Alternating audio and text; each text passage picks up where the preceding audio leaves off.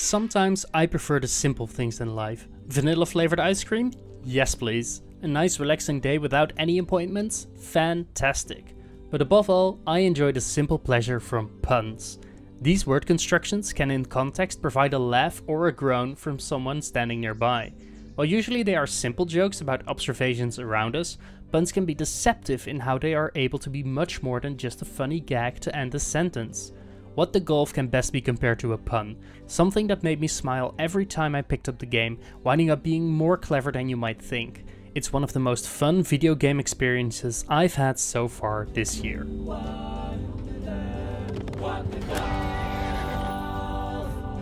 What the Golf has a simple premise. Every ball, animal, person or object works with simple golf physics. Most of the time, the goal of each stage is to hit the flagpole at the end of the level. You do this by controlling your aim and power of each shot, but unlike most golf games, these objects can act in all sorts of unique and hilarious ways. Be it a swing that launches a cow to a flagpole, a car that races along the aim of your arrow, or even being the aim power indicator itself. Each stage builds on top of previous ideas or introduces new mechanics altogether. This allows every level, world and game mechanic to feel fresh. Almost every world could stand on its own as a fully developed game mechanic. Yes, you are still aiming and shooting objects by the end of the 8th world, but the fresh ideas keep on coming and never feel like they are overstaying their welcome. The surprising twists and Rube Goldberg-like level designs made me enjoy each level. It helps that the presentation of the game is quite slick, with a pleasant art style that remains consistent even though some stages change style from an overhead shooter to a racing level where you control a rocket speeding past a sheep.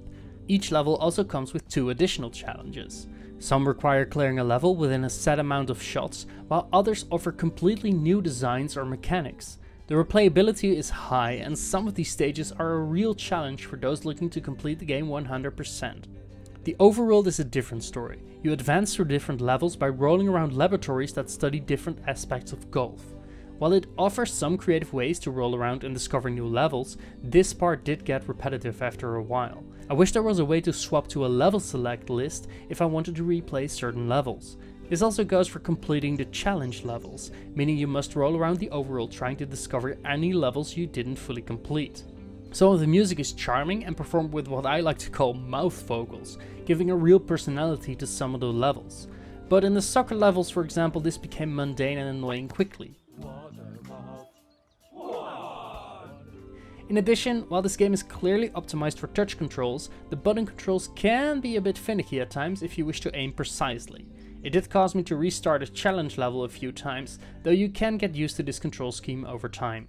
Still, some great modes await you once the main levels are cleared. The Show a Friend mode is a novel one. While this does spoil some surprising levels in the game, it is a great way to give others a sample of how to play. It shows and emphasizes that almost anyone can play this game. The mechanics are simple to understand, but hard to master, which becomes apparent once you give the impossible challenge a try. This is a selection of some of the hardest levels in the game, where every shot counts towards your overall score. It's a brutal challenge, but also feels like a true test of your skill at the game, where you aim each shot carefully.